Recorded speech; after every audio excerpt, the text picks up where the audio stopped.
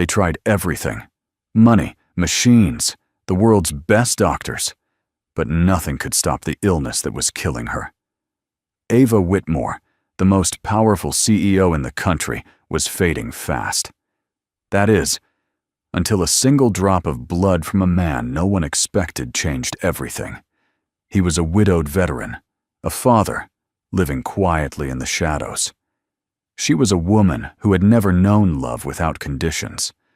Neither of them knew their lives were about to collide in a way that would heal more than just a body, but two broken hearts. Before we begin, if you believe in stories that warm the soul, that show how kindness can change destinies, and how love often comes from the most unexpected places, then you're in the right place. Take a moment to subscribe to our channel and turn on notifications, so you won't miss a single chapter of this unforgettable journey. Now, let's begin the story. The storm outside didn't ask for permission. It tore through the Manhattan skyline, drumming rain against the glass walls of Whitmore Tower like a war cry. Inside, the annual shareholders' meeting was in full swing. Hundreds of suits, screens flashing numbers, Ava Whitmore's voice razor-sharp as ever, slicing through tension with calculated grace. And then, silence. Not a graceful pause, not a dramatic beat, a collapse. The CEO of Whitmore Biotech, flawless, untouchable, unshakable, slumped forward mid-sentence, her face pale, her hands trembling before they fell limp by her sides. A wave of panic surged through the room. Security rushed the stage. Assistants fumbled with their phones. Her COO, Andrew Maddox, barked at paramedics as if he could command time. But Ava didn't move. At St. Joseph's Medical Center, doctors worked under blinding fluorescent lights. What was happening wasn't cardiac arrest, at least not in the traditional sense. Ava's body had entered some kind of toxic immune response, her nervous system attacking itself like a snake biting its tail. Every known medication failed. Her vitals plummeted. Oxygen dropped. 1 hour, 2. Then came the whisper that floats in all emergency rooms when brilliance alone isn't enough. We need a miracle. Meanwhile, 2 floors down in the blood donation unit, a man in a military-issue jacket with worn cuffs and a quiet posture sat patiently. Dr. James Rourke, 41, former U.S. Army field surgeon, now a part-time ER physician living paycheck to paycheck, was there for a simple reason. He donated blood every 6 weeks, not for the $50 stipend, not for recognition, just because it was the only habit that had survived his wife's funeral. The nurse pricked his vein, watched the deep red flow fill the bag, then paused. She squinted. The scanner blinked strangely. His blood showed atypical hemolytic behavior, something she'd never seen in a donor. A call was made upstairs, another scan, then a rush. "Sir, would you be willing to test for compatibility with a critical patient?" James didn't hesitate. "Hook me up." 42 minutes later, Ava's breathing stabilized. Not fully healed, but her immune system halted its attack. Her nervous tremors faded. The doctors couldn't explain it. James didn't try to. He'd been in battle zones where triage decisions felt like gambling with ghosts. But one thing was clear. His blood had saved her. 2 days later, Ava opened her eyes to sterile ceilings and white noise. Her memory blurred. She remembered a boardroom, a pain in her spine, falling. Then, nothing. Andrew sat by her bedside, exhausted but composed. "You're lucky, Ava," he said. "Your heart nearly stopped. They called in every specialist. Nothing worked, until they gave you blood from a walk-in donor. A nobody." She blinked, her voice a whisper. "Who?" "James Rourke, doctor, Army vet, widowed, currently working at a clinic in Brooklyn. Refused to give an interview. Said he didn't do it for press. You offered him compensation." "How much?" $10 million. He turned it down. Ava frowned, struggling to sit up. "Get him here," But James had already disappeared. When the hospital contacted him again, he declined the invitation. He didn't even collect the check. When pressed for a reason, his reply was calm and surgical.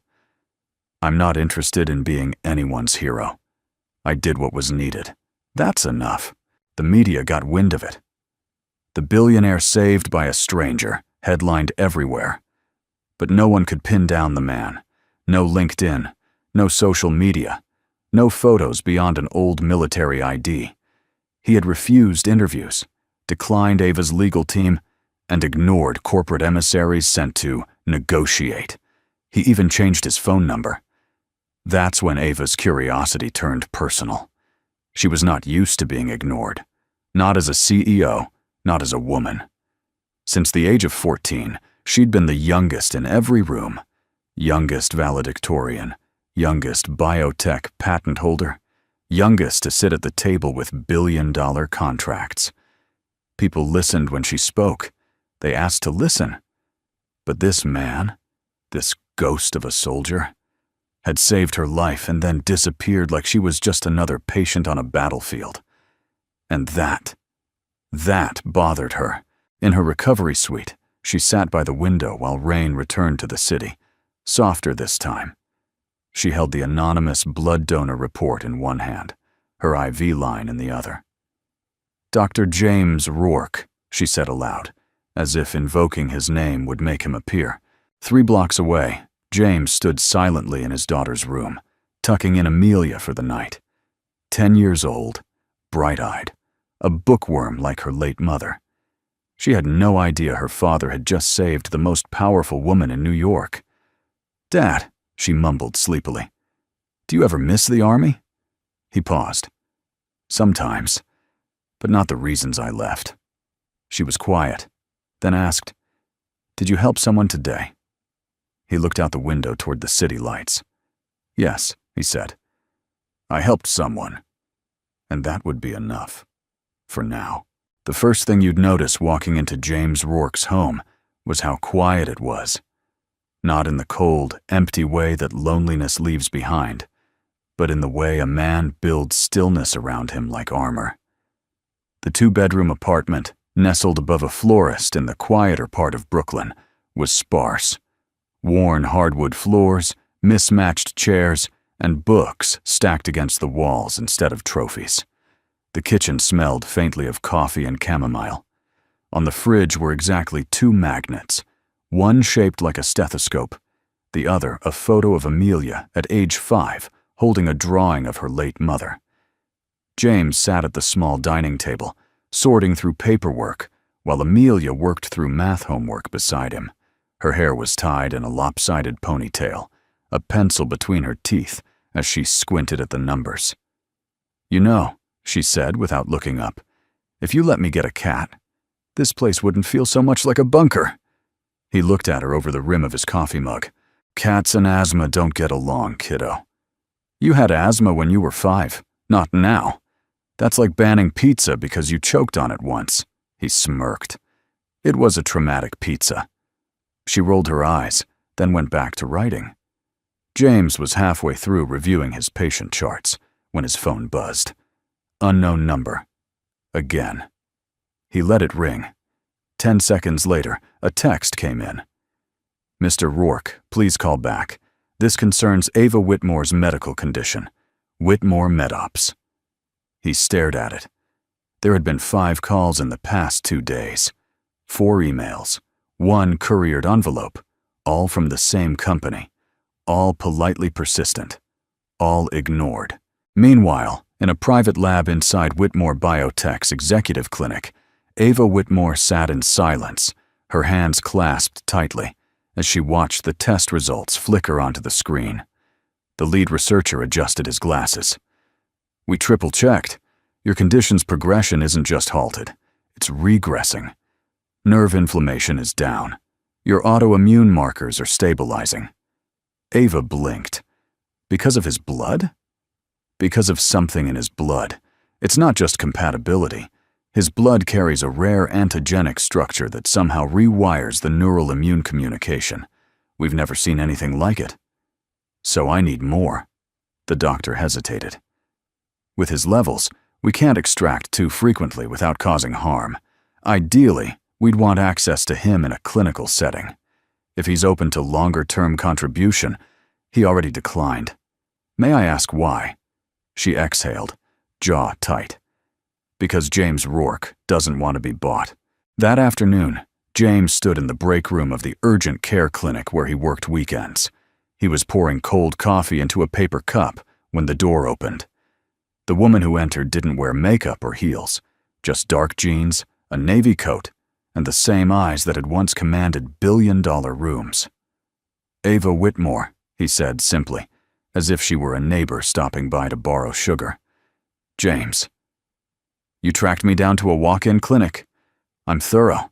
He sipped his coffee. "Still not interested. I'm not here to convince you. I'm here to ask a favor, for clarity." He tilted his head. "You saved my life," she said. "I offered you $10 million, and you walked away without a word. I just want to understand why." James looked at her for a long moment before speaking. "Because you thought that saving someone's life should be translatable into a check. You assumed that a life and death moment could be followed by a transaction. It was gratitude. It was ownership." Silence stretched between them. She took a slow breath. "All right. Let's say I get it. Let's say I accept that money offends you. What if I asked you to be involved not as a donor, but as a doctor?" He didn't react. "I want you to take over my case," she continued. "Be part of my recovery, medically, ethically. Your terms, your rules. No labs, no extraction beyond what's safe. No PR, just you and me. Doctor and patient." James sat down, carefully, like the chair might give out under the weight of what she'd just said. "I haven't practiced long-term in years. I'm barely holding this job. You were a field surgeon in Kandahar. You led mobile trauma units under fire. You're more qualified than anyone I've ever met." His eyes darkened. "And yet, I couldn't save my wife." Her expression softened. "That's not a disqualification, James. That's a reason why you care." He looked away, jaw clenched. "I don't want to be someone's miracle," he said finally. "People put you on a pedestal just to blame you when you fall off. I don't want a miracle. I want a partner in survival." The words lingered. Quiet. Heavy. Later that night, James stood by Amelia's bedside, watching her sleep. She looked so much like her mother, it hurt sometimes. He brushed a strand of hair from her cheek and whispered, "I might take on something new. It could get complicated." Amelia, half awake, mumbled, "Does it help someone?" James hesitated. "Yes." "Then do it, Dad. You're good at helping people." And just like that, the man who'd once saved lives under mortar fire, who'd rebuilt himself from the rubble of grief, made a quiet decision that would ripple across both their lives. The next morning, Ava's assistant received a single-line reply. "I will take the case, but I don't belong to you. Dr. Rourke." The Whitmore Tower was a monument of glass and steel, 36 stories tall and surgically modern. It didn't whisper wealth, it announced it. The moment James Rourke stepped into the private elevator that would take him to the executive floor, he felt the air grow colder, denser. The kind of air that was filtered 6 times a day and smelled like power. He didn't flinch. He'd walked through hospitals mid-bombardment. He'd stitched soldiers together with 1 working hand and 2 minutes to live. But this felt like entering a different kind of battlefield. The elevator doors slid open to reveal a minimalist hallway, flanked by white marble and dark oak. A young assistant waited, hands folded, and bowed slightly. "Dr. Rourke, welcome. Miss Whitmore is expecting you." James nodded politely, briefcase in hand, jacket clean, shoes modest, but polished. Every move calculated, every breath measured. He followed the assistant past glass offices, motion sensor lighting, and walls that didn't carry sound. The world here was silent, like a luxury submarine cruising above the chaos of everyday life. They stopped at a set of tall, matte black double doors. The assistant tapped once. Ava's voice, calm but commanding, rang out. "Come in." The office was large enough to host a wedding. Floor-to-ceiling windows offered a panoramic view of Manhattan. Ava stood near the edge, arms crossed, dressed in slate gray with a silver lapel pin shaped like the Whitmore Company crest. Her eyes narrowed slightly when she saw James. "You're punctual," she said. "Comes from being deployed," he replied simply. She gestured toward the chair in front of her desk. "Let's get to it." A printed contract waited between them, leather-bound and clinical. James flipped through the pages slowly, scanning the language. Medical autonomy, full patient transparency, strict confidentiality, security clearance, access to her vitals, labs, neuroimmunology scans, on-call availability, and one line he had specifically requested. Under no circumstances shall the minor child of Dr. Rourke be subject to visitation, inquiry, or media exposure. Ava noticed where his eyes paused. "You're protective." "She's 10. I'm not negotiating that," she exhaled. "You realize I employ 3 publicists, 2 in-house attorneys, and a crisis team that monitors my brand in real time. Secrecy isn't a suggestion, it's survival." "Then we understand each other." He signed with a pen she offered, brass and weighted like a gavel. As the ink dried, Ava watched him in silence, her eyes searching his face as if looking for some residual trace of heroism. But James didn't give her anything. No self-congratulation, no warmth, only professional neutrality. It was disarming in a world where everyone wanted something. That evening, Ava stared at his personnel file on her tablet, alone in her penthouse suite. It wasn't enough. She wanted to know who he was, not just what he'd done. He was a mystery, a man who gave so little of himself it almost felt intentional. So she called in a favor. 10 minutes later, a secure file arrived from a private investigator who owed her 3 lives and a non-disclosure agreement. It was long, annotated, classified at parts.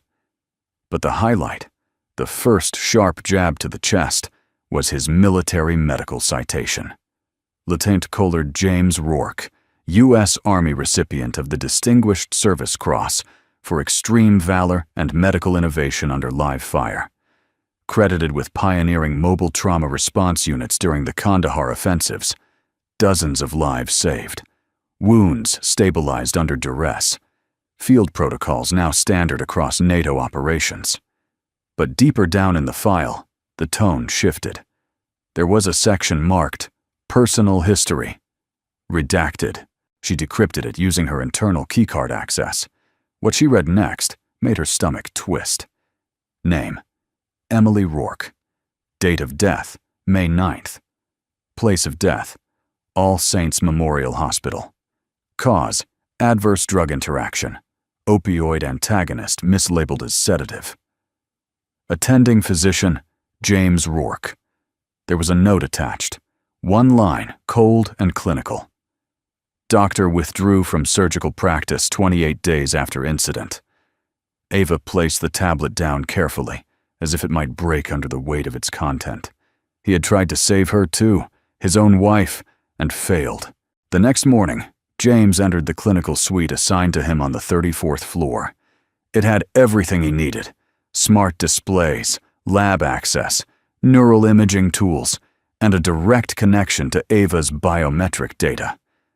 But the air felt different now. She hadn't spoken to him since he signed the contract. Her assistants did the scheduling. The blood samples arrived on trays. There was no small talk, not until that afternoon.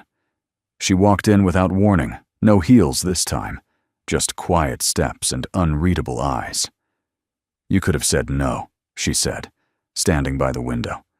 "I've said no many times." "But you didn't this time." He paused, putting down a report. "Because your case interests me." Or because you needed to be reminded what healing someone feels like? He looked at her sharply. You read the file? I had to. James didn't respond, his hands clenched around the chair's edges. Ava didn't apologize. She didn't back away. Instead, she spoke softly. Losing someone, and still having the courage to keep helping others? That's not weakness. That's purpose. I'm not a hero, Ms. Whitmore. I'm a man who made a mistake he has to live with. So am I. They stood there, the city buzzing beneath them like a far-off memory neither of them trusted anymore. Later that night, James sat on the floor of his daughter's bedroom, folding laundry as Amelia told him about her spelling bee. You know, she said, I looked her up. The woman you're helping. James raised a brow. Did you? She's all over the news. People say she's cold. Some say she's brilliant. Some say both. And what do you think? Amelia shrugged. I think anyone who still shows up every day, even when people hate them, is probably more brave than we think. James looked at her, heart quietly breaking in the best way. You might be smarter than most adults, he said. She grinned. I know I am. The contract was signed. The boundaries were drawn. But in the shadows of pain and precision, two hearts, guarded by grief and hardened by the past, had just taken their first reluctant step towards something neither of them expected, and something neither of them was ready to name. The city never truly slept, but it did pause, between 2 and 4 a.m., when even the taxi horns softened and the skyscrapers blinked slower, like titans lulled into rest. Ava Whitmore lay wide awake in her penthouse, sweat clinging to her collarbone despite the perfect temperature, her chest rising in shallow, unsteady breaths. Again. Another nightmare. She stared at the ceiling, trying to grasp what had chased her this time. A war zone of shadows, a collapsing stage, faces without mouths, screaming silently. And always, in the middle of it all, herself, watching but unable to move. For weeks since the incident, her body had improved. Tests were promising, motor responses better, nerve inflammation decreased. The doctors whispered about remission. But her nights were filled with echoes. At 3:07 a.m., barefoot in silk pajamas and a long cashmere robe, Ava moved through the 34th floor of Whitmore Tower like a ghost. No security, no assistant, just the hum of climate control and the soft buzz of refrigerated panels. She pushed open the door to the private medical suite. The lights were off except for one reading lamp in the far corner. And there he was. James Rourke, seated in the armchair beside the medical desk, legs crossed, a book in one hand and his phone in the other. The screen was angled just enough for her to see it wasn't a call. It was a video chat.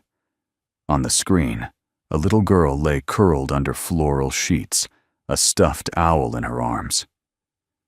And the paper dragon flew higher and higher, James read softly, voice low, patient, full of rhythm, until it realized it wasn't fire that made it dangerous. It was its heart that made it rare. Amelia smiled sleepily, her eyes fluttering closed. Night, Dad, she whispered. Night, love, he replied. You did great today. The screen dimmed. James closed the book. He turned his head and found Ava standing in the doorway, unmoving, expression unreadable. She didn't speak for a moment. Neither did he. Then she said, almost too quietly, Was that the paper dragon? He nodded. It's her favorite. My wife used to read it to her. Ava stepped inside slowly, arms crossed, as if hugging her own ribs. I haven't heard that story since I was 10. James offered no reaction. He simply stood, setting the book down, clearing the table in silence. I couldn't sleep, she admitted. I figured, he said. The meds aren't responsible. Nightmares? Yes. He motioned to the chair across from his. Sit. She hesitated, then obeyed. For a long moment they sat there without words. Two people in a sterile room designed for survival, not comfort. Finally, James broke the silence. Nightmares aren't always about trauma, he said. Sometimes they're just your body begging you to slow down. Slowing down was never in the manual, Ava said dryly. You wrote your own manual. She didn't laugh, but she didn't scowl either. My father used to tell me that rest was indulgent, she said after a pause. That sleep was for the safe, not for the strong. Your father sounds like a general. He was a surgeon. James looked at her. So was mine, she added. Emotionally, at least. That earned a faint, knowing smile from him. Ava leaned back slightly, her voice softer now. I've had everything. Private jets, Ivy League degrees, more homes than I can visit in a year. But for the first time, I don't know how to deal with the one thing I can't control, being afraid. James leaned forward, elbows on knees, voice grounded.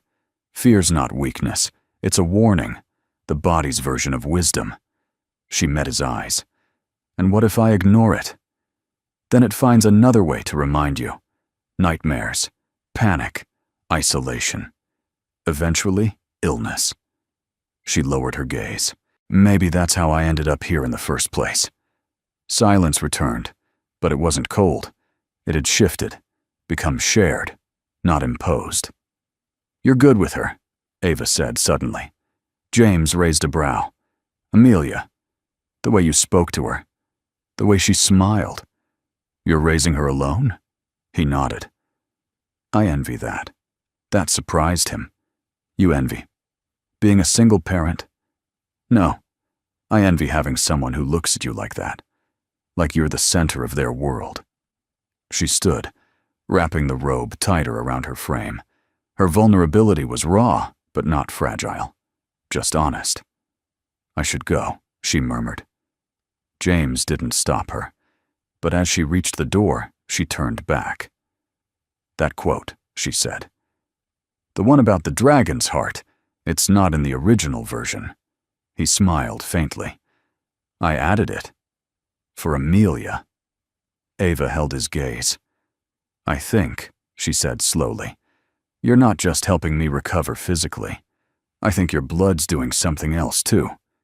James said nothing. I feel lighter when you're in the room, she continued. Not just my body, my head, my heart. His jaw tensed. That's not science. No, she said. It's something more dangerous. Back in her suite, Ava sat on the edge of her bed and stared out at the city. The insomnia hadn't gone, but it had changed shape, become quieter, less lonely. She didn't sleep that night. But for the first time in weeks, she didn't fear the dark either. The Whitmore rooftop garden was a private oasis, tucked between glass towers and humming air units. Ava had it built to remind herself there was still life above concrete. And now, for the first time in weeks, she invited someone else into it. Not James. His daughter. Amelia sat across from her, legs swinging slightly from the bench, cradling a cup of hot cocoa Ava had insisted be made with 3 marshmallows, not 2. The girl was polite, poised, but didn't fidget like most children her age. There was an old soul in her eyes, like someone who had seen too much, too early. You don't have to say anything, Ava said gently. I just thought we could talk. Amelia looked at her thoughtfully. Dad said I should only be here for 15 minutes. Ava nodded. That's fair. They sat in silence for a moment, the sound of leaves shifting in the wind above them. You're the lady he saved, Amelia said suddenly. Ava blinked. Yes, I suppose I am. Amelia didn't smile. Amelia, do you know what it cost him to save someone before? The question hung in the air like fog. Ava shook her head. No. Amelia's eyes dropped to the steam rising from her cocoa. It cost him everything. Ava's throat tightened. You mean, your mother? She was in the hospital, the girl said quietly. Not this one, a different one. Dad knew something was wrong. He warned them the meds could clash, that they weren't tested for her condition. He told them twice. They didn't listen. A beat. Then she died, that same night. Ava could barely breathe.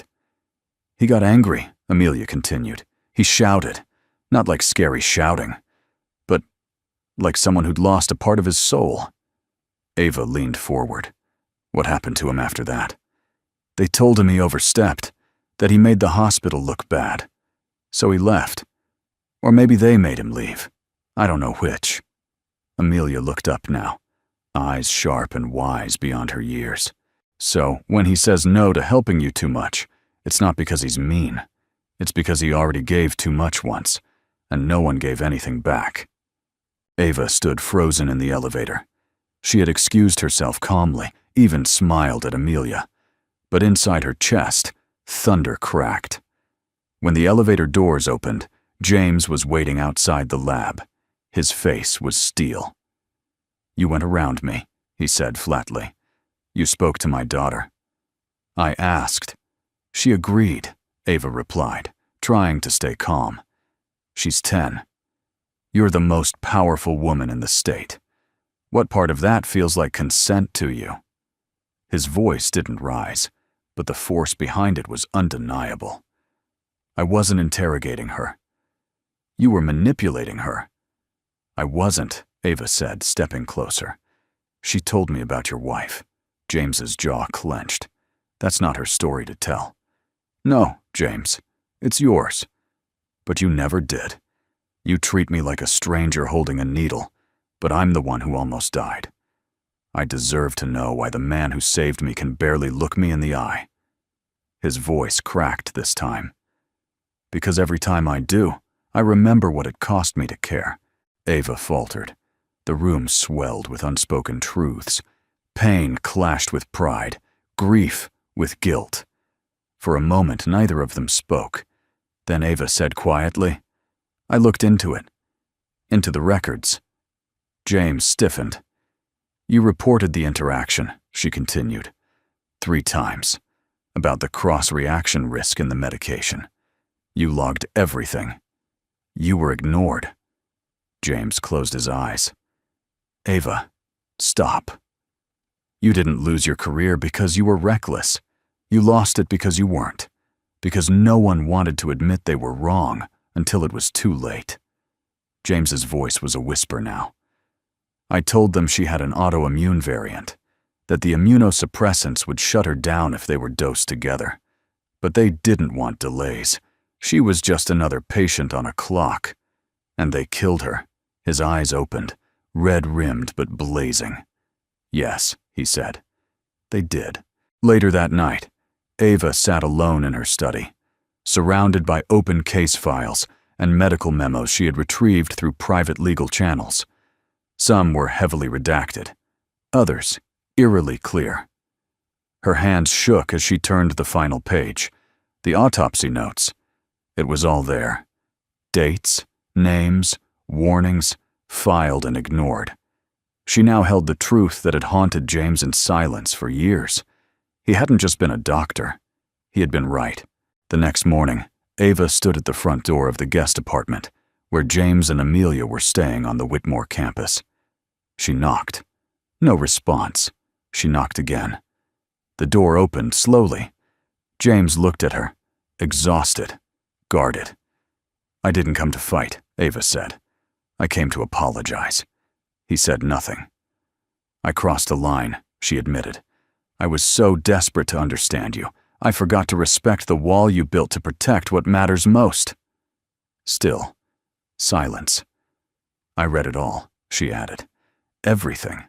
About your wife, about the negligence. You weren't just a good doctor, James. You were a better one than most people deserved. He exhaled slowly. And I think you were right to walk away. But I also think maybe it's time someone actually listened. There was a pause. Then James opened the door wider, just enough for her to step inside. Coffee? He asked. No, Ava said, with the hint of a smile. But I'd love a cup of Amelia's cocoa. James allowed himself a breath of something that almost resembled peace. 3 marshmallows, he said. Ava nodded. Always. The message came just past noon, tucked between corporate memos and board meeting reminders on Ava's phone. A simple text, sent from an unfamiliar number. Hi, Ms. Ava. Tomorrow is my birthday. I didn't invite many people, but if you're not too busy, would you come? Amelia. P.S. Dad doesn't know I'm texting you. Please don't be mad. Ava stared at the message for longer than she should have. The corner of her mouth lifted, soft, uncertain. It wasn't a corporate invitation sealed in gold. It wasn't a strategic alliance or a publicity stunt. It was an honest request, handwritten in digital ink, from a child who'd watched her father laugh far too rarely. And for once, Ava didn't think twice. The next evening, she arrived quietly, holding a medium-sized box wrapped in blue tissue and tied with a string bow that took her an hour to figure out. She wore jeans, her assistant nearly fainted at the idea, and a simple navy sweater.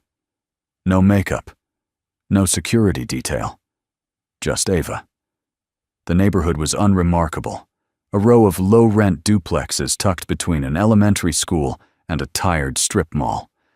The kind of place no one expected to find the CEO of Whitmore Biotech wandering after dark. A middle-aged woman watering plants 2 doors down looked up and blinked in surprise. You here for the birthday girl? Ava smiled. Yes, Amelia. The woman squinted, then smiled wider. You must be the new stepmom. Ava froze. The woman laughed. She talks about you like you're a fairy godmother. You're lucky. James hasn't let anyone near her since her mother. Ava's voice caught for a second. I'm not. I'm just a friend. The woman gave her a knowing smile. That's how it always starts. The apartment smelled of cinnamon and baked apples. Balloons with slightly deflated edges floated near the ceiling, and a hand-drawn sign that read, Happy 11th Amelia, hung crookedly above the kitchen counter. James opened the door, surprised, but not unkind. He was wearing a soft plaid shirt and jeans, his hair slightly tousled. You got her message. I did, Ava replied. She's grounded for using my phone, he said dryly. But not tonight, a voice chirped from behind him. Amelia appeared, dressed in a bright yellow dress, her grin stretching from ear to ear. She launched into a hug before Ava could even kneel down. You came, the girl whispered, as if afraid saying it too loudly might make it untrue. Of course I did, Ava replied, her throat tightening. Dinner was simple. Roast chicken, mashed potatoes, and a store-bought cake decorated with plastic figurines from a cartoon Ava had never heard of. But it was the laughter that filled the room like a symphony. James made the worst dad jokes Ava had ever heard. Amelia rolled her eyes dramatically. Ava, to her own shock, laughed, really laughed, until she had to wipe her eyes. At one point, she dropped her fork from sheer joy, and no one cared. They were a picture no one would have believed. A widowed ex-military medic, his bright-eyed daughter, and a billion-dollar CEO, all sitting at a wobbly kitchen table with paper napkins and mismatched plates. It was so normal it hurt. After cake, James got up to clean, and Amelia pulled Ava aside, leading her into the living room, where family photos lined the wall above the fireplace. There, nestled between kindergarten art and a faded American flag, was a wedding portrait. James stood in full dress uniform, his arms wrapped around a woman with soft auburn hair and eyes that sparkled with laughter even in a still frame. Her gaze was locked on him, not the camera. And in that gaze was something Ava recognized, not from her past, but from her longing, a kind of love that saw everything and stayed anyway. She was beautiful, Ava whispered. Amelia nodded solemnly. She made up bedtime songs, and she could braid hair really fast. Ava felt her throat tighten. I bet she was amazing. She was, the girl said with a small smile. But sometimes, I think Dad's been sad so long, he forgets how to be anything else. A beat passed. You make him less sad. Ava looked down. I don't know if that's true. It is, Amelia insisted. When he talks about you, he gets all weird. Not like sad weird. More like he's remembering something he thought he lost.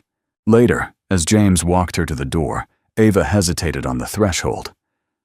I owe you an apology, she said quietly. He raised an eyebrow. For surviving my daughter's sugar high? For intruding on your life? For not understanding sooner? James leaned against the doorframe. You brought a handmade gift, ate grocery store cake, listened to Amelia's stuffed animal opera. You're officially absolved. Ava chuckled, then turned serious. She showed me the wedding photo. James's smile faded. She looked at you, Ava said softly, like you were the only thing that mattered. He nodded slowly. She was. The center of everything. And now? Ava asked, her voice barely audible. James didn't answer at first. Then, in a voice that felt like gravel smoothed by rain, he said, Now I'm trying to remember what life feels like when it's not about surviving. They stood in silence, two people tethered by shared brokenness and moments neither dared name. Ava finally stepped back. Thank you for dinner, she said, and for letting me be part of something real. James opened the door a little wider. Maybe next time, it won't take a secret text. Ava smiled, and for the first time, it reached all the way to her eyes. Maybe next time, she said. The boardroom was colder than usual, both in temperature and tone. Frosted glass wrapped the walls in a sterile hush, muting the city's rhythm beyond. Ava sat at the head of the table, her jaw tight, spine upright, refusing to betray the tremor in her fingertips. Opposite her stood Dr. Harris Lynn, the newly appointed chief medical consultant for Whitmore Biotech, a man with credentials that stretched longer than most resumes, but with eyes that darted to the COO more often than they should. Andrew Bishop sat beside him, arms crossed, brow etched in deliberate concern. His tailored suit whispered quiet dominance, but his eyes burned with something else, frustration, or perhaps something older. There's a risk, Harris said. Repeated infusions of the same donor's blood, especially one with unidentifiable anomalies, may cause cerebral inflammation. We're already seeing mild neurological echoes, irregular REM sleep, serotonin misfiring, early-stage memory compression. Ava stiffened. You're saying my brain is breaking? I'm saying we don't fully understand what's happening yet, Harris replied, cautious. And that continued exposure may accelerate cognitive damage. Andrew leaned in. There's a cleaner way, controlled, replicable, crisper. We can map James's blood markers, isolate the mutation, and introduce it synthetically into your genome. Safely. No, Ava said firmly. Harris blinked. Ms. Whitmore. I said no. Her voice sharpened like glass against stone. CRISPR isn't stable. We don't fully understand its long-term effects, and I won't be someone's petri dish just to make things easier. Andrew exhaled hard through his nose. This isn't about easier. It's about survival. You're playing roulette with your life, Ava. Her gaze snapped to his. I've survived worse. The air turned leaden. Later, in her private office, Ava poured herself a glass of water with shaking hands. The mention of her symptoms, subtle, buried, and unspoken until now, made her blood run colder than Harris's charts ever could. She'd noticed the changes, the sudden migraines, the flashes of déjà vu, the nights she woke up forgetting where she was. But she'd written them off as stress. The board, James, Amelia. Feelings she didn't know how to name. But now, it had a word: damage. She stared at her reflection in the glass walls, then whispered aloud, as if confessing to someone unseen. What if the cure really is killing me? The door opened without a knock. Andrew never had the courtesy for walls. "You're not invincible," he said, stepping inside. "I never claimed to be." "You used to think you were," he said with a bitter laugh. "When you walked away from our wedding with a 3-sentence email and a new headquarters lease in your hand." She didn't rise to the bait. "This isn't about us," she said. "The hell it's not," Andrew snapped. "I was going to build a life with you. You chose a company instead. Now you're building that same company on the blood of a broken man with a kid." Ava stood. "Don't you dare," his voice cracked. "I loved you. And I loved you enough not to drag you into the fire with me." Silence. He stepped closer. "Is that what James is now? The new fire?" She turned away, but the sting in her eyes betrayed her. "James is not anything to me. He saved my life, that's all. But now he's part of it," Andrew said, softer. "More than I ever was." The words hung there, unsaid but heard. "You never let me in. But you're letting him in." She didn't answer. Couldn't. He stepped back. "CRISPR is the future. James isn't. You need to choose." Meanwhile, James stood at the children's wing of the hospital, watching 2 young nurses wave goodbye to Amelia after her routine checkup. She skipped toward him, her pink sneakers lighting up with every hop. "Guess what?" she chirped. "I drew a unicorn with 3 wings. The nurse said it's very expressive." He laughed. "That sounds about right." As they walked out, a man in a charcoal suit stepped in front of them. Tall, manicured, and radiating expensive impatience. "Mr. Rourke," Andrew said, with a smile that didn't reach his eyes. James instinctively stepped in front of his daughter. "You are?" "Andrew Bishop. I'm COO of Whitmore Biotech, Ava's former fiancé." James said nothing. "I'm here to tell you, off the record, that your blood is endangering her life, and that continuing this little savior act of yours isn't heroism, it's recklessness." James narrowed his eyes. "She's not telling you because she thinks she can manage it," Andrew continued. "But if she dies, her board will bury you. Her legacy will erase you." James's jaw tightened. "Then maybe you should talk to her, not threaten me." "I already did," Andrew said, stepping closer. "She won't listen to reason. But maybe you're the key." James glanced at Amelia, whose grip on his hand had grown tighter. "Stay away from us," he said, his voice low and steady. "This isn't a war you want to start." Andrew didn't move. "It already started the day she let you into her bloodstream." That night, Ava sat alone on the rooftop of the Whitmore Tower, city lights shimmering below like constellations, trying to remind her the world was bigger than her body. Her fingers gripped the railing, white-knuckled. Her mind played back Harris's voice, Andrew's accusations, James's silence. She was unraveling, and she knew it. A soft ping broke the moment, a message from James. "We need to talk, tomorrow, just us." She replied without hesitation. Yes. But in her heart, she wondered if just us would be enough, against everything else that had already begun to fall apart. The flames painted the night in orange grief. By the time Ava screeched her car to a halt outside the modest house on Cedar Lane, smoke was already choking the air. A neighbor had rushed out with a garden hose, but the fire laughed at the water, wild and feral.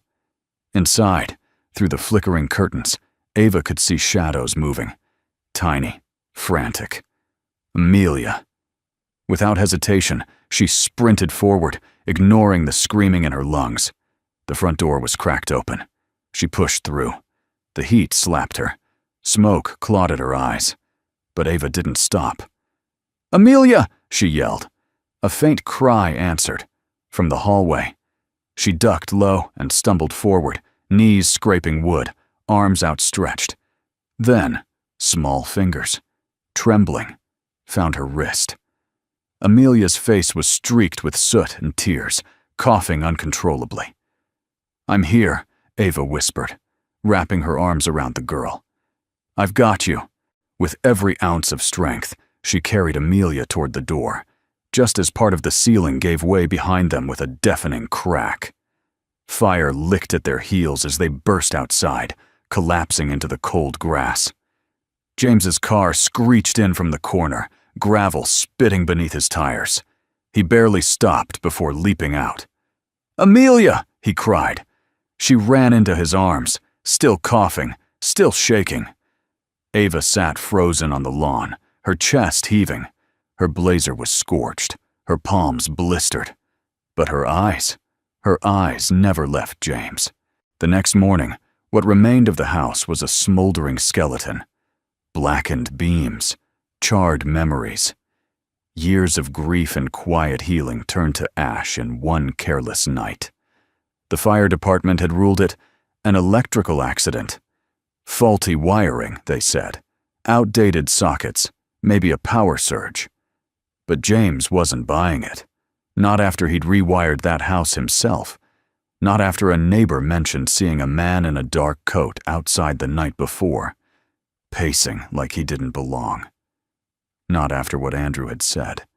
He stared at the ruins, Amelia clutching his hand, her head resting against his hip. "You're not safe here," Ava said quietly, standing beside him. "I know. You can move into the Whitmore compound. Full security. Private floor. Guards. No one touches you." James shook his head. "No. You nearly lost your daughter, James." He turned to her then, his voice rough. "Because of me. Because I got too close to a world that doesn't know how to love without destroying things." Ava flinched. James looked away, jaw tight. "You think this was random? That it's coincidence the fire happened 2 days after your ex threatened me?" She didn't answer. "Tell me you know this wasn't just some fuse." She stayed silent. He nodded once. "Exactly." A moment passed. Then he said, "We're leaving. Today." Ava stepped closer. "Don't. I have to. James, you're the only reason I'm alive. And Amelia's the only reason I live," he said. "I won't let her become collateral damage in a war I never asked to fight." Her voice cracked. "You're not just some donor." He looked at her, eyes clouded. "Ava, I was never just a donor, and you know it." That afternoon, the sun burned down on a silent parking lot outside a long-term motel 2 towns over. James stood with a duffel bag slung over his shoulder. Amelia waited by the open car door, her stuffed unicorn poking out of her backpack. Ava had come, not to argue, not to plead, just to see. She watched as James handed the motel clerk a credit card, watched the way he glanced back at Amelia every 10 seconds, protective instincts always humming. "You don't belong here," she said finally. "I don't belong there either," he replied. Her voice was soft. "You belong with people who see you for who you are." James turned to her, expression unreadable. "And what do you see?" She swallowed. "A man who's still grieving, still running, but also the only man who didn't walk away when I was at my worst." He looked down, as if the words stung more than soot in a wound.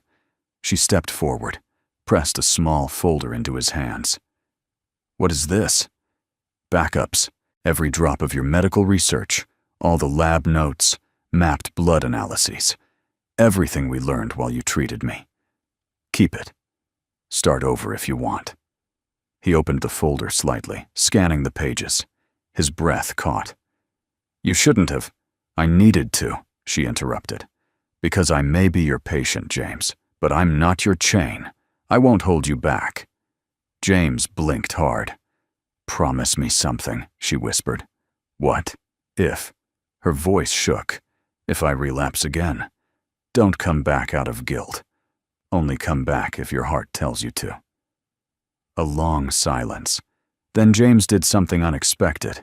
He stepped forward, gently cupped her cheek, and whispered, "If I come back, it'll be because I can't stay away." Then he walked away. 2 weeks later, Ava collapsed. It happened during a routine investor dinner. One moment she was smiling, poised as ever, delivering a toast. The next, her words slurred, her hand trembled, and her legs gave out. She was rushed to the hospital, unconscious before the ambulance arrived. By the time Harris Lynn reviewed the test results, his hands were shaking. "The neurological regression is accelerating," he said grimly to the board. "Without James's blood, she doesn't have more than 10 days. Andrew's face paled. "You said CRISPR could work," a board member barked. It was a theory, and she refused it. Andrew stared at the floor, jaw clenched. No one spoke the obvious. She chose James over science, and now she was dying for it. But in the quiet room, a phone began to ring. And far from the city, in a motel room filled with too many ghosts, James stared at the caller ID. Whitmore Medical. He didn't answer. Not yet. James sat by the hospital bed, arms folded tightly across his chest. The beep of monitors in the room behind him marked Ava's life in cold, unrelenting rhythm. He hadn't gone inside. Not once. Instead, he stared at the tiled floor of the waiting room as if he could vanish into it. "Dr. Rourke," a nurse whispered, handing him a clipboard. "They're asking again, just for a signature." He took it without speaking, signed blindly, and handed it back. Paperwork meant nothing when you'd already lost what mattered. "She's awake," the nurse added gently. James didn't look up. That doesn't change anything. When Ava opened her eyes, the first thing she saw was the sterile ceiling. The second was her own hand. IV line taped to her wrist, trembling with weakness. And the third was the empty chair by her bedside. He hadn't come. Again, Dr. Harris entered with a soft knock, his voice low. "Vitals are holding, but barely. The blood transfusion bought us hours, not days. We've called him 3 times. He refuses." Ava's lips were dry. "Where is he?" "He's still in the hospital. Just not here." She nodded slowly, emotion shuttered behind tired eyes. "Then I'll go to him." "Miss Whitmore, you're not—" "I wasn't asking permission." James didn't flinch when Ava stepped into the family consultation room. His gaze stayed on the window, blank and gray with drizzle. "You should be resting," he said flatly. "I'll rest when I'm not dying," she replied. A beat, then another. James stood. "You're stronger than this. Don't flatter me. You've made it clear what you want." "You think this is what I want?" His voice cracked open, raw, frayed. "You almost died. My blood's no cure. It's a chain." "I chose that chain," Ava snapped, "because it gave me more than just time. It gave me clarity." James looked away. Ava's voice softened. "Do you know what I saw the night of the fire? I saw a father break open at the thought of losing his child. And then I saw that same man build a wall so fast around himself, no one could reach him again." He said nothing. "You're not punishing me, James. You're punishing yourself." He finally looked at her then, eyes full of grief and something deeper. "Because I failed. My wife died in a hospital just like this one. And I was there. I did everything right. And it wasn't enough. She wasn't your failure. She was my everything." A long pause fell between them, and then, quietly, Ava said, "Let me speak to Amelia." They met on the rooftop garden, an old helipad turned quiet sanctuary. The sky hung low, bruised with storm clouds. Amelia sat on the bench in her school jacket, swinging her feet nervously. "I'm sorry I dragged you into all this," Ava began. Amelia shook her head. "I invited you, remember?" They shared a small, sad smile. "He used to smile more," Amelia whispered. Before Mom died, he read bedtime stories in funny voices, danced in the kitchen. Ava looked at her. Do you miss that version of him? Amelia nodded. Sometimes I think he left with her, the part of him that loved the world. Ava's voice was soft. He still loves the world. He just loves it quietly now. Amelia hesitated. You make him afraid. Ava blinked. What? Not in a bad way, the girl clarified. It's just, if he cares about someone again, it means he can lose again. Those words hung in the air, heavy and beautiful. Amelia tilted her head. But maybe that's the only way he heals. Loving again. Ava swallowed hard. Amelia slipped her a folded piece of paper. He wrote this last night. I found it in his jacket. He didn't send it. Ava opened it. It was addressed to Emily. My dearest Em, I keep hearing your laugh when Amelia leaves socks in the fridge again. You'd roll your eyes and say, she's your daughter, you know. And you'd be right. I failed you. Not because you died. I know death isn't something even the best doctors can outrun. I failed you because I stopped living after you were gone. I thought grief was loyalty. But now I wonder if love, true love, asks for more than silence and shadow. There's someone. She's complicated, strong, the kind of strong that makes you want to be better, not just for her, but for yourself. And I hate that I care, because caring means risking again.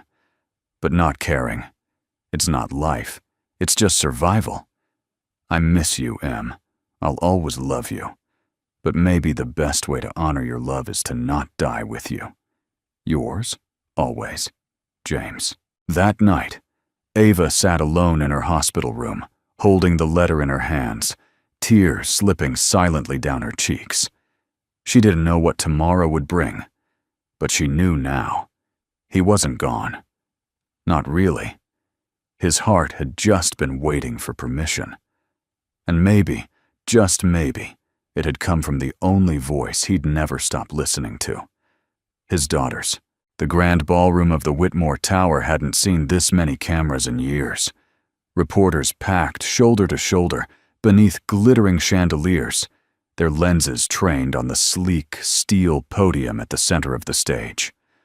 On the massive digital screen behind it, bold white letters blazed. Breakthrough in genetic therapy. Whitmore unveils the future. Andrew Monroe stood tall, tailored to perfection, his smile clinical and triumphant. As chief operating officer, he was no stranger to attention, but today was different. Today, he intended to make headlines that would last generations. Ladies and gentlemen, he began, voice amplified and crisp. What we present today is not just a treatment. It is a revolution. Slides flicked behind him. DNA strands, neural mapping, graphs charting cellular repair. The audience nodded, some visibly impressed. Andrew paused just long enough to let the buzz grow. Our CRISPR-based protocol has passed preclinical simulations, and with the board's approval, he said, glancing at Ava seated to his right. We begin human trials next quarter, starting, naturally, with our own CEO. Polite applause followed, but Ava didn't move. Andrew leaned closer to the mic, adding, We believe this therapy will render prior experimental interventions obsolete, including, unfortunately, the unconventional plasma-based protocol some of you may have heard about. There it was, the veiled attack. Ava stood. Cameras snapped to attention. Andrew looked at her, startled. I'm afraid I can't support this announcement, she said, her voice calm but resolute. The room froze. Murmurs rippled across the media pit. Andrew blinked. Ava, we've discussed. I'm still CEO, Andrew, she cut in, and I have something to say. She stepped to the podium, her heels echoing like war drums. When she looked out into the sea of faces, her spine was straight, her expression unreadable. "I've been fighting a rare degenerative disease for over a year," she began. "Many of you know that. What you don't know is how close I came to dying. Not once, but multiple times." She glanced toward the back of the room. "No James." But she continued.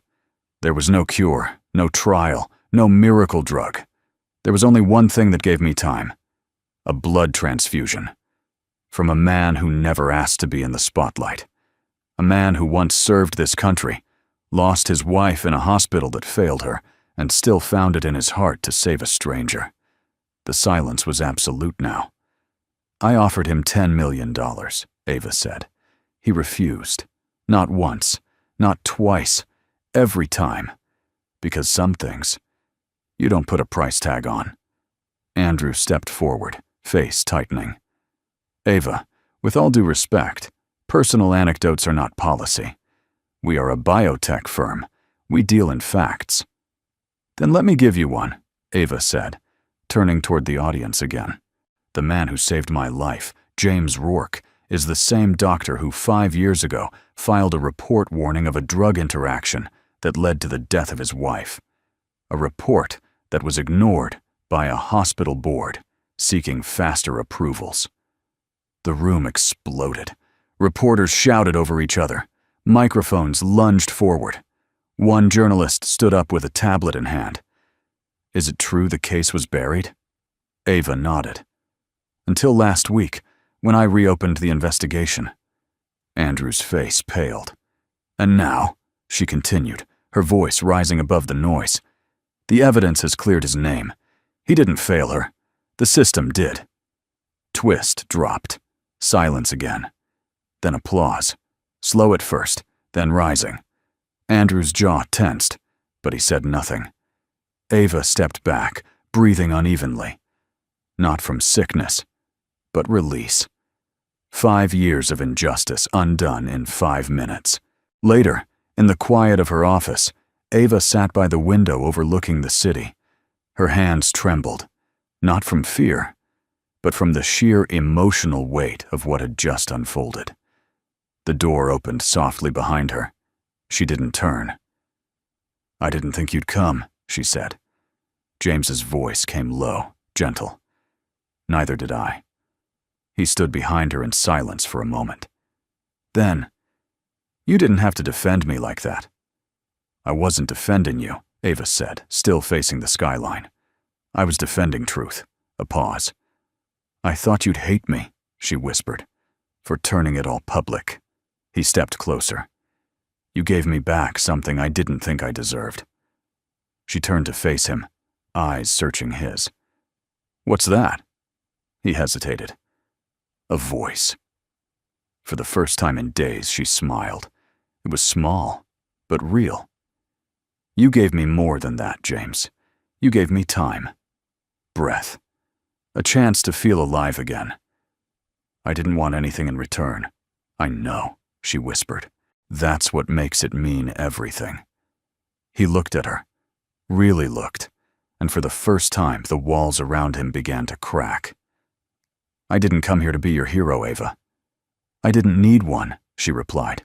"I needed someone who saw me when I stopped seeing myself." Silence wrapped around them, warm and full.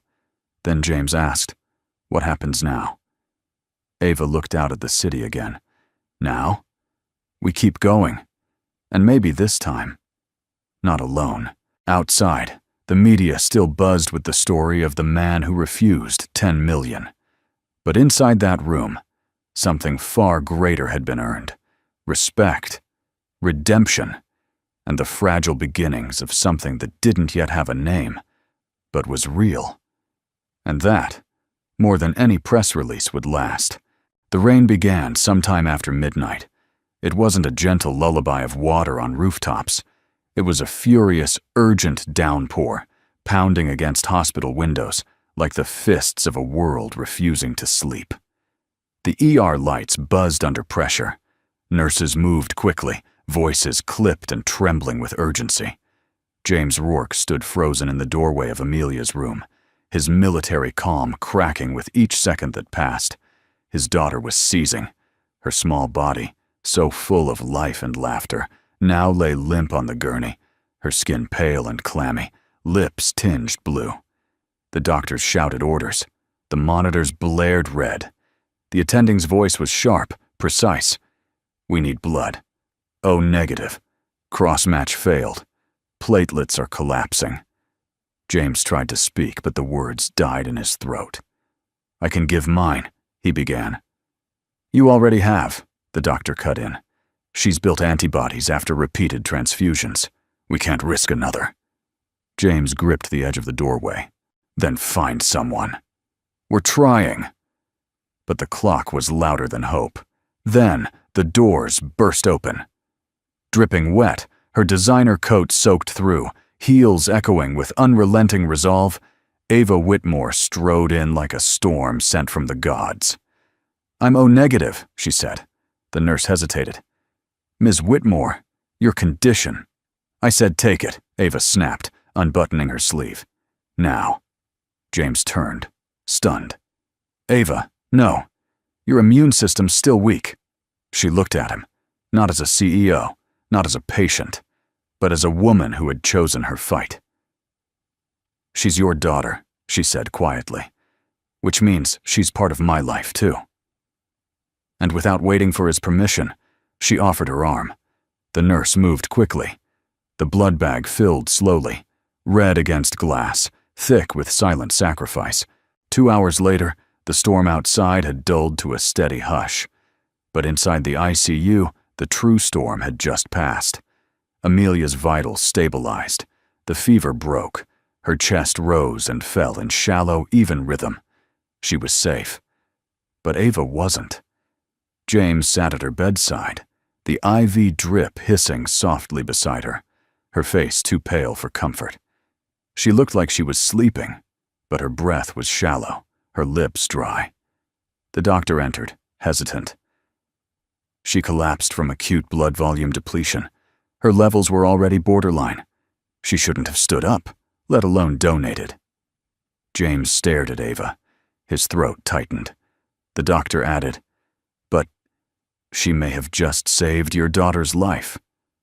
The moment the doctor left, James reached for Ava's hand. Cold, delicate. He'd seen men bleed out in war zones. He'd seen heroes fall with medals on their chests and fear in their eyes. But this was different. This wasn't duty. It wasn't protocol. This was love. Quiet, reckless, and entirely undeserved. A tear escaped his eye. It burned on his cheek like confession. "You weren't supposed to do this," he whispered. "You're not supposed to risk you." Ava stirred faintly. He leaned closer. "You said no one saw you," he whispered. "But I do. I see everything now. Not the CEO, not the public face, but the woman who walked through fire for a child who wasn't hers."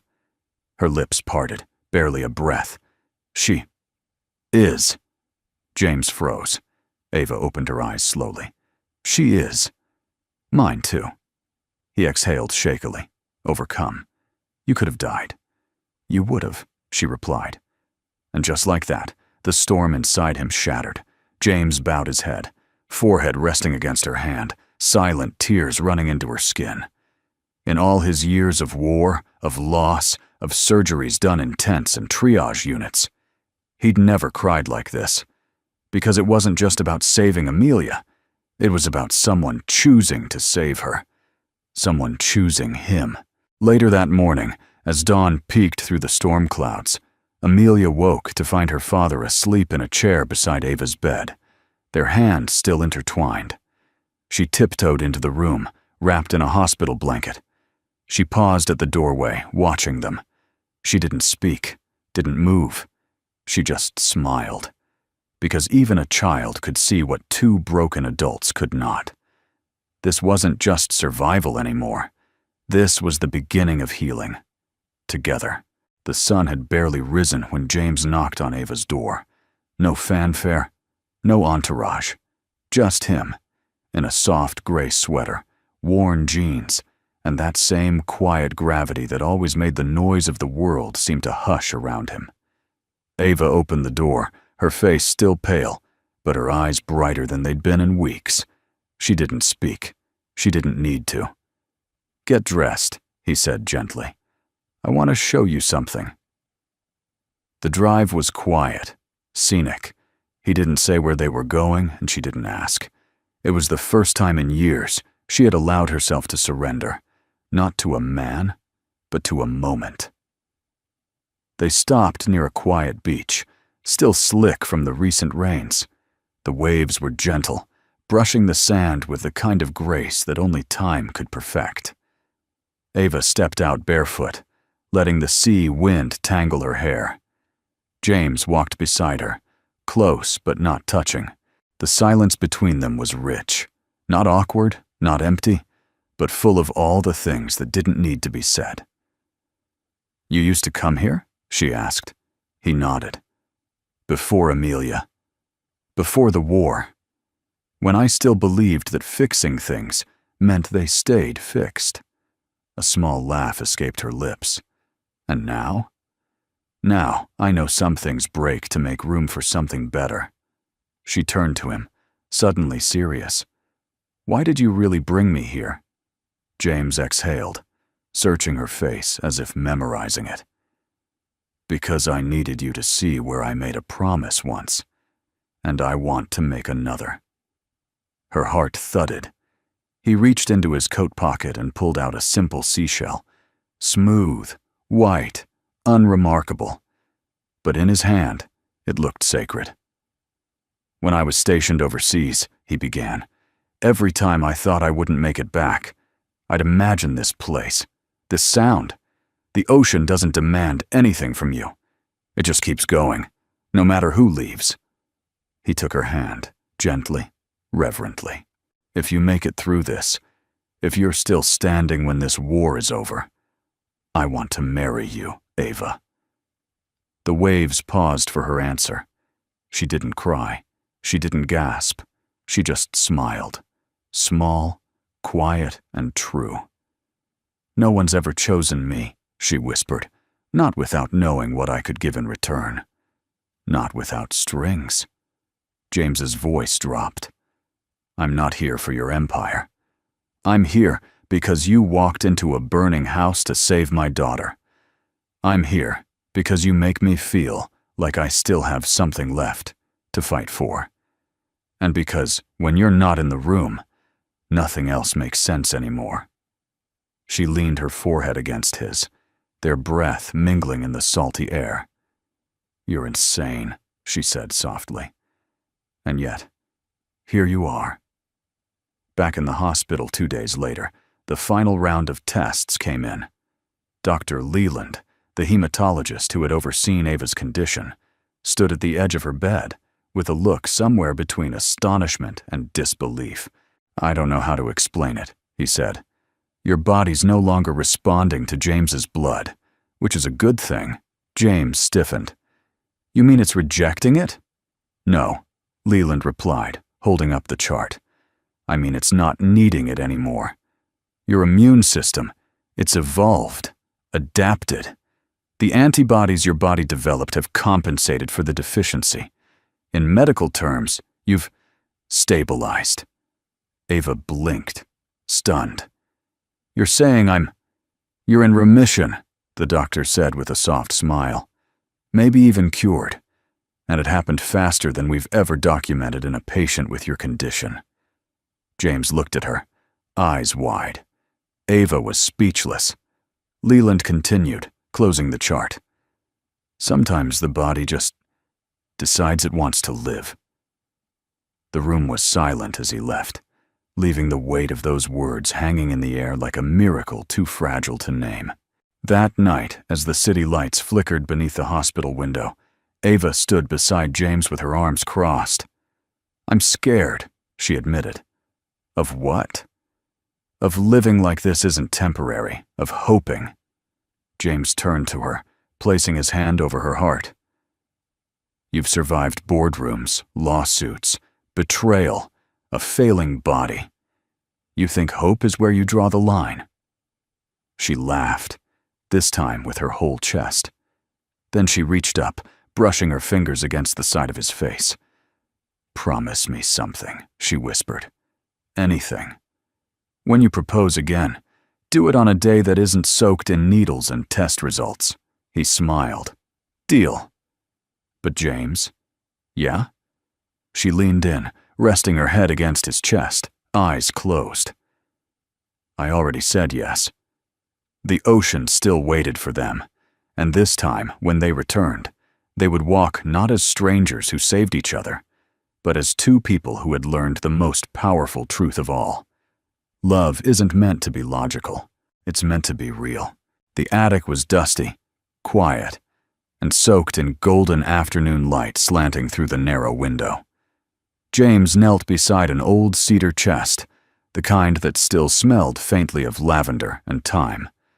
Amelia sat cross-legged next to him, her small hands brushing dust from the lid. "You sure you want to open it now, Dad?" James hesitated. The chest hadn't been opened since the funeral, maybe not even since before the diagnosis. But something in Ava's near death, something in the way she had given her blood without hesitation to save Amelia, had unsealed more than a debt. It had unsealed his heart. He nodded, lifting the lid. Inside, perfectly preserved in neat bundles wrapped with ribbon, were letters. Dozens of them. Some yellowed, some crisp. Some written in thick marker with silly hearts, others in delicate cursive. Amelia reached for the top one. "To you for someday," she read aloud, and handed it to her father. James unfolded the letter with trembling fingers. He instantly recognized Emily's handwriting, his late wife, steady and elegant, like the woman herself. He read in silence, his eyes moving slowly across every word, his heart catching in his throat. "James, if you're reading this, I suppose I'm not there anymore, which breaks me to even imagine. But if you are, I hope you're sitting in sunlight. I hope Amelia is nearby, and I hope you haven't let the world close your heart forever. If you've found someone new, and I pray that you have, love her the way you loved me. Fully, fearlessly. Don't hold back. I know how loyal you are, but loyalty doesn't mean building a shrine to the past. It means honoring the love we had, by living. And if she ever doubts how deeply you can love, tell her. Tell her you once loved a woman so much, you stayed up every night for weeks, memorizing the rhythm of her breathing, afraid it might stop. Tell her you held her hand through pain so bad it blurred the edges of her world, and you never once let go. Tell her you were a soldier, a healer, a husband, and that you are still all three. If you still have the ring, give it to her. Or better yet, give her a new one that says, I choose you, now, fully. Because love is not a second chance, it's another beginning. James didn't move. His breath caught on something too old and too sacred to name. His chest ached, but not with sorrow. It ached with peace. That night, he pulled out a tiny velvet box he'd hidden for months. Not the old ring, though he'd kept that too, tucked safely in his wallet like a relic. This was new. A simple platinum band with a small diamond set low and strong. Nothing flashy, nothing loud. But it felt like her. Ava. Solid, radiant, quietly powerful. Amelia looked up from the edge of the bed where she sat in pajamas. Is that for Ava? James nodded. His daughter smiled. I think Mom would be proud. I hope so. She paused, then added, She told me once, right before the hospital, that if anything happened, I had to remind you. You're allowed to live again. I just didn't know what she meant until I saw you with Ava. James swallowed the lump in his throat. Thank you for reminding me. The next morning, James stood outside the Whitmore building. A familiar ache twisted in his gut, but it wasn't fear. It was anticipation.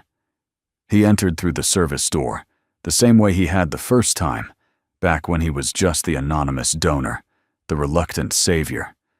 Now, every step felt lighter, more sure. Ava's office was quiet when he arrived. She sat alone at the massive window, sunlight streaming through the glass, casting long shadows across the floor. She turned when she heard his footsteps. Their eyes met, and in that moment, nothing needed to be said. Still, James reached into his coat pocket and held out the box. Ava blinked. "Is that—" He opened it slowly, revealing the ring. "I read a letter yesterday," he said, voice thick with emotion. "From Emily." Ava's eyes softened. "She said love isn't about replacing the past. It's about choosing the present, fully. And Ava, I'm choosing you." Tears brimmed in her eyes, but she didn't let them fall. Instead, she stood, walked over, and took his hand. "I thought I knew what power meant," she whispered. "Contracts, boardrooms, empires. But it's this. Right now, knowing someone sees you, all of you, and still chooses you." James slid the ring onto her finger. "I don't know where life will take us," he said, "but I want to walk there beside you." She smiled. "Then let's start walking." Outside, the city moved as it always did, fast, loud, relentless. But inside that office, two people stood still, holding hands, holding a future. A past had finally been honored, and a new chapter, not just of healing but of hope, had begun. The garden had changed over the years, but not in the ways that mattered. The same old oak tree still spread its arms like a sentinel. The flower beds, lovingly tended by nurses and volunteers, bloomed with late spring roses, tulips, and morning glories. A small wooden bench, faded by sun and time, stood under the pergola, quiet, dignified, as if remembering the woman who once sat there every evening, waiting for a miracle that never came. Today, it would witness a different kind of miracle. A white aisle had been woven between the flower beds. Folding chairs lined both sides, filled with quiet onlookers, nurses, doctors, friends, and people whose lives had somehow brushed against James or Ava. Even the janitor who once helped James with his ID badge sat respectfully in the back, wearing his Sunday best. At the far end of the aisle, James stood in a tailored navy suit, his military posture softened by a gentleness in his eyes that hadn't been there before. Beside him, Amelia adjusted the boutonniere on his lapel, her hands calm and precise. "You look nervous," she teased. "I'm not," he said. "Liar," she smiled. "But you look happy." He bent and kissed the top of her head. "That I am." Music began, soft piano notes drifting through the garden speakers. Then all heads turned. Ava stepped into view. She wore a simple, elegant white gown, off the shoulder, flowing, with lace details that caught the sunlight like dew on petals. Her hair fell in soft waves, and in her eyes glowed something no business empire, no contract, no fortune could ever buy. Peace.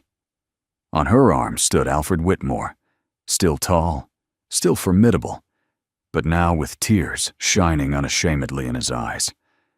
As they walked slowly down the aisle, Ava whispered, "You sure you're ready to give me away?" Alfred gave her hand a gentle squeeze. "I'm not giving you away," he murmured. "I'm handing you to someone who deserves you." When they reached the end, Alfred looked at James, not with the cold scrutiny of a CEO vetting an applicant, but with the weary gratitude of a father whose daughter had finally been saved. Not by science, but by something stronger. He placed Ava's hand into James's and whispered, "Take care of my little girl." "I already am," James replied. The officiant's voice faded as Amelia stepped forward, a folded paper in her hands. She stood in front of the small crowd, cleared her throat and began. "When I was little, I thought miracles only happened in labs. I used to think love was just another thing that gets taken away when people get sick or hurt. But then something happened. A woman I didn't know gave her blood for me, and a man I've known my whole life gave his heart to someone new. Today isn't about a perfect wedding. It's about two people who walked through fire, who lost everything, and still chose to believe. There are miracles science can't explain, like a CEO giving up power for love or a soldier learning to smile again. My dad once told me the bravest thing you can do is love again after losing everything. So here's to brave love. Here's to choosing kindness over control. And here's to the kind of miracle that starts not in a lab, but in someone's heart.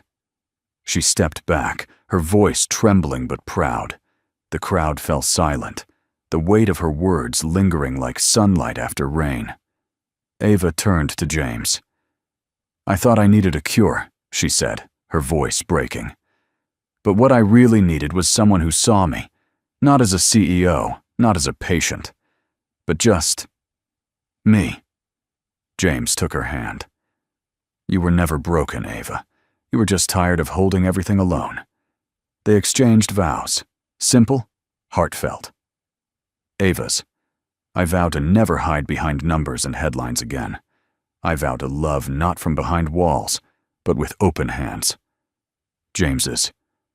"I vow to walk beside you, not ahead, not behind, to protect, to laugh, to listen, and to remind you every day that you are not alone." Then came the ring. James slipped it on her finger, just like the promise he'd made by that hospital bed not long ago. The crowd erupted in quiet, joyful applause. From a distance, behind the stone trellis, a solitary figure stood watching. Andrew. His suit was sharp, his expression unreadable. But when Ava smiled at James, genuine, radiant, unguarded, Andrew closed his eyes for a beat, then turned and walked away. No bitterness, just acceptance. Because some stories aren't about winning back what was lost, but letting go so something better can begin. As the sun dipped toward the horizon, guests began to scatter. Laughter bubbled in quiet corners. Children played tag near the rose beds. Someone turned on soft jazz near the refreshment table. Ava sat with James beneath the old oak tree, where once he had held his grief. Now he held her hand. Amelia ran toward them, her dress stained with cake and joy. "Come dance with me," she called. James stood, pulled Ava up with him. "We're terrible dancers," he whispered. "I don't care," Ava laughed. Neither did he. In that garden, where once sorrow had bloomed, joy finally took root. And in the simplest of vows, whispered not just before witnesses, but before the past itself, a new chapter began. Years had passed. The city skyline had grown taller, glass and steel rising like promises fulfilled. But beneath the towering progress, something deeper had taken root, something that couldn't be measured in stock prices or patents. It was called Blood of Hope. What started as a quiet initiative, just a few refrigerated trucks, some borrowed lab space, and a mission, had become a network of rare blood banks across the country. Hospitals that once turned patients away for lack of matching donors now had a chance to say yes. Lives that once flickered on the edge now burned bright. And at the center of it all stood James Whitmore and Ava Hale, no longer defined by titles, illness, or past regrets. They were simply healers, builders, parents, believers. On the 20th anniversary of the foundation, the Whitmore Memorial Hospital buzzed with activity. A banner fluttered at the entrance. "Every drop a miracle. Every heart a home." Inside, a dozen new donors waited quietly in the clean, white waiting room. Some were nervous. Some wore brave smiles. All were here because they'd heard of a woman who once nearly died, until one man's anonymous blood gave her another chance. That woman now walked the halls as if they were her own. Ava. She had aged, but gracefully. Her strength had returned long ago. But what softened her now wasn't weakness. It was joy. She passed the playroom, where young patients were coloring murals of hearts and red droplets, pausing for a moment before entering a private room where a young woman sat waiting. The patient was no older than 20, pale, fragile, hands trembling in her lap as the IV line ran gently into her vein. Ava knocked lightly and entered. "Hi," she said with a warm smile. "Mind if I sit with you for a minute?" The girl nodded, eyes wide. "I'm told you're receiving your first unit today. I know it can feel scary." I just wanted to ask," the girl whispered. The nurse said it's a rare match. Who gave this to me?" Behind her, the door creaked softly. A woman in a white coat stepped in. Amelia. Her eyes carried the calm of someone who had seen miracles, and the strength of someone who once needed one herself.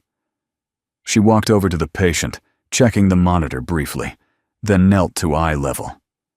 "My father," she said gently. "It's his blood you're receiving." The girl's lips parted in awe. "He must be an incredible man." Amelia smiled. "He is. But if you ask him, he'll say that blood never really belonged to him." "What does he mean?" Amelia looked toward the window, where light spilled across the floor like a benediction. Her voice softened. "He'd tell you. It belongs to the woman who taught him what it means to love again. The woman who gave his life back to him." The girl blinked, confused but comforted. Then she smiled. That night, James sat alone on a bench outside the hospital's glass atrium. A sculpture in the garden bore the names of hundreds of patients, saved through blood of hope. But his eyes weren't on the stone. They were on the stars. Ava joined him quietly, slipping her hand into his. "She okay?" he asked. "She will be." They sat in silence, wrapped in a peace earned through fire and loss, through forgiveness and second chances. Ava leaned her head on his shoulder. "Do you remember what you told me once, about not being a miracle?" James chuckled. "Unfortunately, yes." "You were wrong," she said, lifting her face to his. "You were the miracle I never saw coming." He smiled, eyes glinting with emotion. "And you were the reason I started breathing again." Amelia stood in the hallway, watching them from a distance. She held a clipboard in one hand and a photo in the other, her mother's wedding picture. In the soft light, the resemblance between the two women was almost haunting. But the love that radiated from the scene before her, between James and Ava, was something uniquely their own. She whispered under her breath, "You were right, Mom. He found his way." Later that evening, during the closing ceremony of the anniversary gala, a young boy took the stage, nervously clutching a note. He had been saved by blood of hope, and he wanted to say thank you. "My mom told me that sometimes heroes don't wear capes," he read, voice shaking. "Sometimes they just roll up their sleeves. One drop saved my life, but that drop came from someone with a big heart. So, thank you, whoever you are." He paused, looked toward James and Ava in the front row. "And I hope one day I'll grow up to be the kind of person who gives, like you did." The applause was thunderous, but James didn't clap. He simply looked at Ava, his eyes full, his heart overflowing. She reached for his hand, and together they smiled. Quietly, humbly, completely. Epilogue. Above the entrance of the Blood of Hope Center now hangs a plaque. It reads, "One drop saves a life. One heart heals a soul. In memory of those we lost, and in honor of those who chose to give." And if you ask anyone why it works, why strangers from all walks of life show up to donate, they'll point to two people who turned pain into purpose and grief into grace.